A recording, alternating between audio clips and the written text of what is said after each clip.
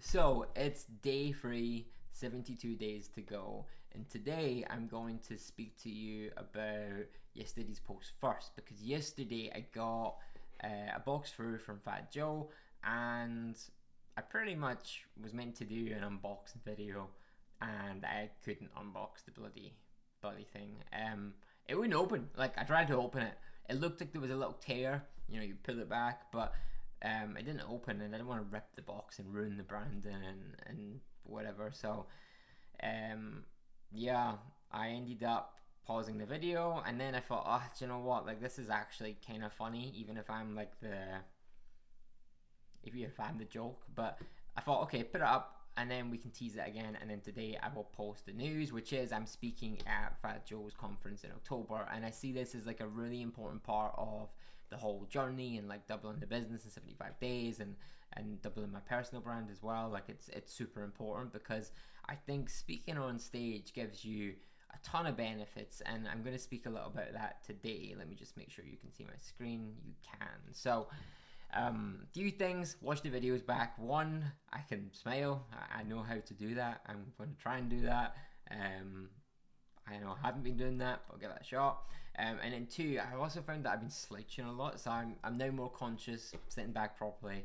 And I think that's just like anxiety, like you want to just slide into your chair and not do this. But today I actually feel a little bit better doing this than I have been.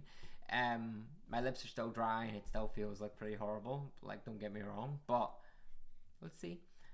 Improvement.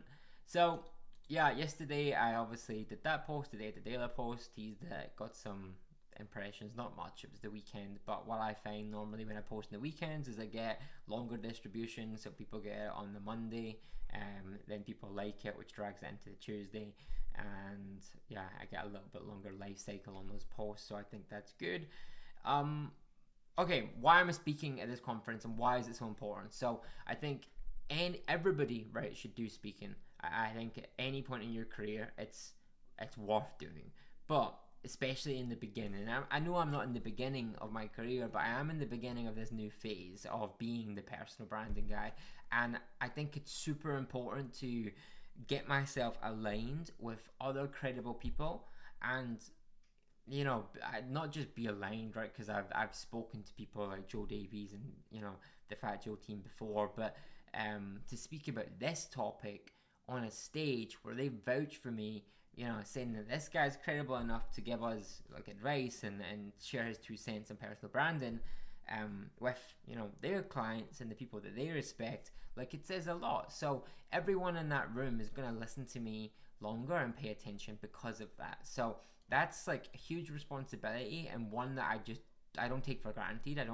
I've heard stories of people, and I've seen some people, to be fair, like do their slides very last minute, and like fair enough, right? If you've been in the game for however many years and you've practiced so many times and you've done loads of core material, but I think that's the reason that a lot of these talks just sound the same, sound regurgitated, and I really don't want to do that. Like, I see this as a big opportunity, and I'm going to take full advantage of it, and I see it as one that if I execute right, it will pay huge dividends. And like I'm prepping now. I think we've got like 60 days or something to the event. I don't actually know, but yeah, I'm starting to prep now.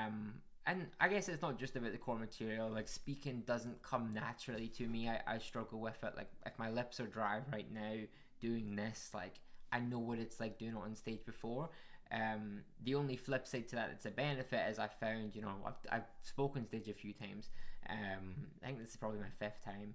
And, the times in the past where I've done it, adrenaline just kicked in. Like, you're so nervous until the last minute, but then adrenaline kicks in and it just carries you through it. And to be honest, I don't really remember the talks that much. I just remember people saying they were good, and I got a lot of praise. I did one in Brighton SEO. They got a lot of praise, and I remember like prepping that one like line by line scripts, and I didn't use half of it. Like, for whatever reason, I got on stage, I just riffed, and people laughed, and I genuinely got a good reaction from the crowd. So that gave me a lot of confidence. I always remember being like, I want to do this again. That was so fun. But the key mistake I made then was I try to line by line script it, and I'm not going to do that now. I have a whole new lens and how to create like material now that is one of the reasons I'm doing this. You know, the reason I'm practicing each day is, I'll come to that in a minute, right? Okay, cool. So, you know, I talk, if I'm speaking on stage, if they're looking up to me and listening to me, then that's going to create a really nice like dividend for quite a while, because the next time that they, you know, think or see something that is related to personal branding, and they have a question, or they want some advice, or maybe they want some services, they're going to remember, you know, me. It will pop into their head, providing I've given a good talk, obviously. But they might, you know, some people will remember my name, some people won't, but they will remember the talk and they'll go and look for my name. So I think it's so important to do that. But beyond just that kind of leverage, I'm also going to get leverage in terms of like brand assets. So they're going to create, or they're going to video the whole thing. They're going to have a photographer there taking pictures, and I'll be able to use that media across my website, you know, maybe ads, you know, loads of stuff down the line, LinkedIn posts, I can talk about it, and it really will help. And then I think just the last thing that I think is so important here is the people that I will meet there. I don't mean this literally.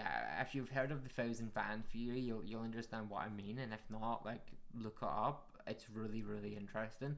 I'll probably do a video on it, to be fair. But yeah, it will help me build fans, and fans give you a really nice amplification on LinkedIn, because they're going to like your post no matter what. Even if it doesn't resonate with them a lot, they will like it, and because of that, other people will like it, and because of that, you'll get more reach, and because of that, you will get more, you know, interest from potential clients that might not have seen you otherwise. So I think it's just such an amplifier at this point in my career, or this point in this new personal branding journey, that it would have been silly for me to say no, and it would be even sillier for me to say yes and not give it the time and attention that it deserves, which is exactly what I'm doing now. So let's speak about how I'm preparing.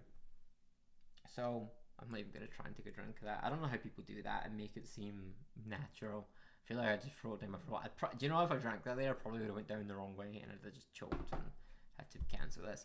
Okay, cool. So how am I preparing? So verbal fluency. So if you don't know what this is, like, look it up. But it's essentially, you know, the foundation of being a great speaker, to be able to connect words, to be able to pull out the right vocabulary at the right time, the flow that the words will come out. And like, you can already hear me trip up over my sentences, because I don't feel I've developed this very well. It's actually been a problem I've had for a long time, and I've noticed it in the past where I've got these big ideas, and when the pressure's not there, I can articulate it really well and I can really communicate the value of the idea. But when it comes down to like crunch time and I have to, like, you know, sell it or pitch it or whatever it may be, I will skip the most important parts. I will jump around it, and you know, the other person can kind of sense, like, I guess I was going to say anxiety, but it's not anxiety, but they can sense that sort of like chaoticness, and it doesn't really make you want to buy or trust them, or keep listening, to be fair. So I need to do a lot of work on this, and I wish I did it much, like, I wish I did it when I was younger, like when I was 18, 19, because I would have been in a 10 times stronger position by now if I did. But I can start now, still young, 27, so if I master this, or at least attempt mastering this and level this up, you know, it's going to pay dividends for the rest of my life. So it's an area that I see huge value in giving attention over the next few months, and I think it will help my personal brand a lot if I, you know, give this the energy that it needs. So how am I doing that? Well, the vlog. So every time I hit that button, the record button, I'm forced to speak. Like, you can see me right now using these like lines to remind myself, because it's so hard, like, doing this without like, this is my script. It's pretty basic, right? But if I didn't have this, I probably could do it, but it would be a waffle. It would be all over the place. The ideas would be disjointed. It's easy writing on a piece of paper, because then, you know, let's just say I put that up here, and then I realize, oh, that actually doesn't go there. Let's just move it back down. You know, the end reader, the person that reads it, will never know I did that. Happens all the time when I'm writing. I'll write something up here and go, actually, that should go down there. Flows better So I'm conscious of that, and I know that I do that a lot when I speak. And you probably maybe noticed it if you've watched the first few. So every time that I hit the record button, I'm getting more reps, and yeah, it's helping me become more comfortable with my own voice. I always remember when you go on stage, you can hear your voice come through the speakers. It sounds different. It sounds horrible. That feedback, like even when you're on like a Zoom call or a Zoom or Google Meet, and you can hear yourself speak, it fries your brain. Like it does something. It just makes it so hard for you to speak. So these videos aren't the same, but it's like, the equivalent of going to the gym. I'm getting a good shot at speaking. I'm getting more time speaking. I'm listening to these back. I can listen to the pacing, the tone of voice, the tone, the words that I'm using. I can see when I'm not connecting ideas. I can, learn from it and rep it out again and try and progressively get better. Like I've just started to slouch again. I can, be more conscious, which will allow me to speak better and not let my throat close up as much. And, I should smile again, but that's just probably very fake now if I do it. Like my lips are so dry right now. So like getting used to the pressure, like if this is pressure just now, going on stage is gonna be 100 times worse. And it's actually not, to be fair. Like I know it could be, but the adrenaline is awesome. I know the adrenaline really does help. So I just want to get more reps, and I can sum it up to that. But the last thing is core material. So you can go on stage, you can prep your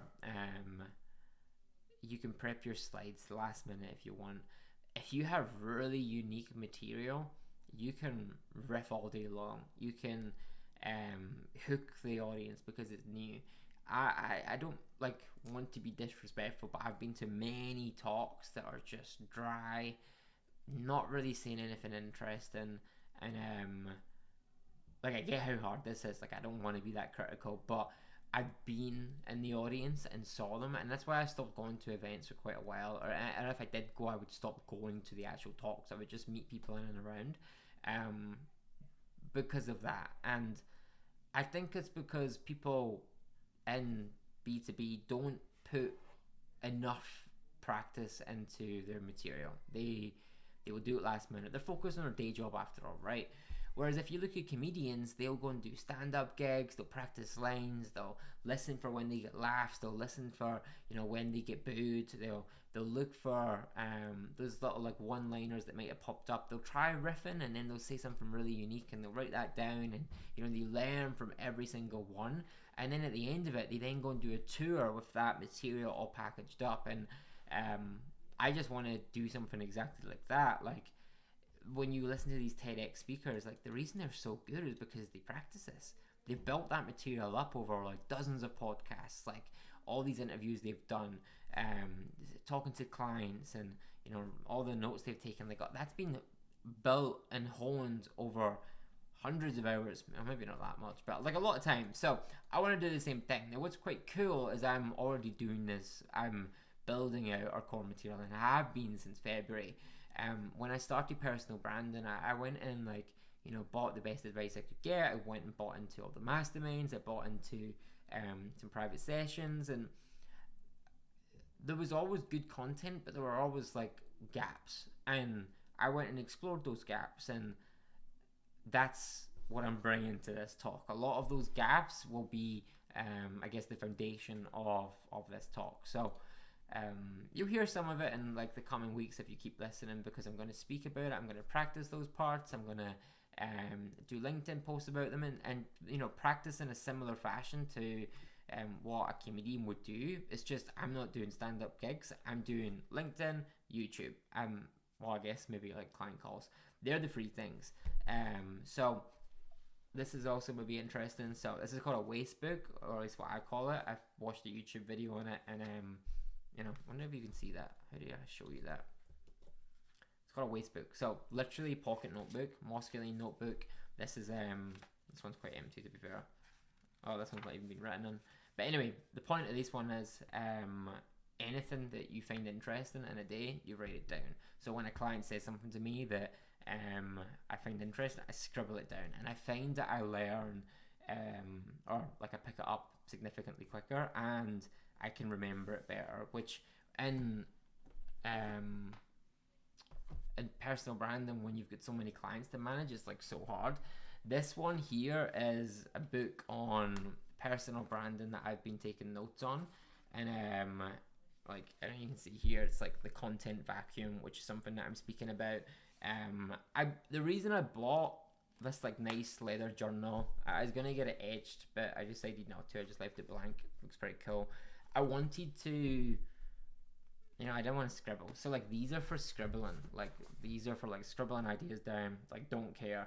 This was for writing down things that really mattered and really thinking about the words that I was using and the content that I was putting in there. So that will also help verbal fluency, and it will also help my scripting and my speech, and just help me improve my material all round.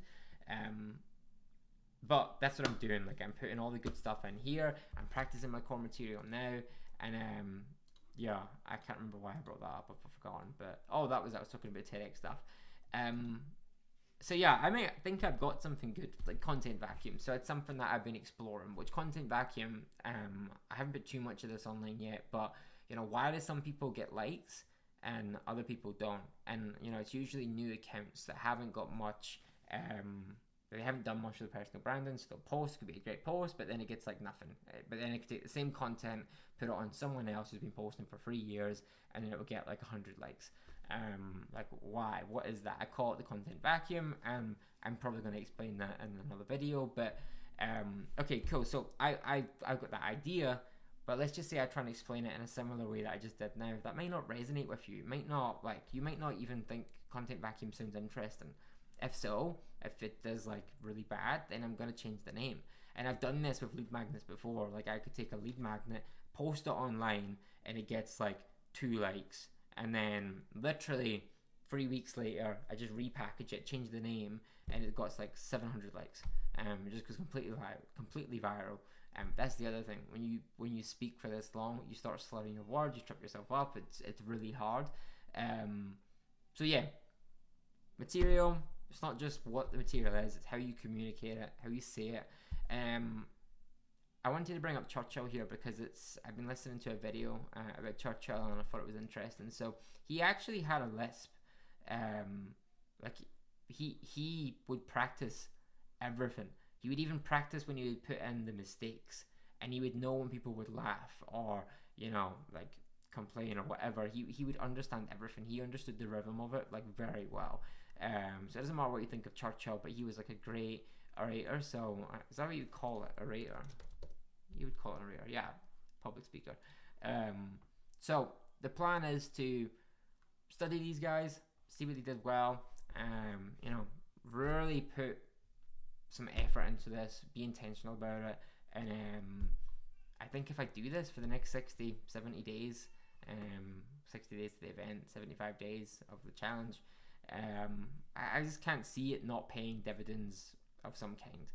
So, KPIs. KPIs aren't really anything to show, but I'll show them. I got nothing. I mean, let's just see if we even got any likes in this post. Oh, there we go. But like nothing. But to be fair, it's a Sunday. Let's just see where it goes. So I'm not worried about this. Again, I'm only tracking it like a few reasons, but one is this series. But yeah, I'm not stressed about this. I wouldn't advise anyone else to even care about it. In fact, the only people that should care about followers are people that have less than 1,000. If you have less than 1,000, then your goal should be to get 1,000 followers, because that's when you start getting the amplification effect on LinkedIn. But if you have less than that, it's trickier. You have a harder chance at showing up. Getting impressions. So it's the only people that should care about followers. Yeah. Now, okay, I'm waffling now, so I'm gonna tune out and I'm going to post the videos. Cool. Bye.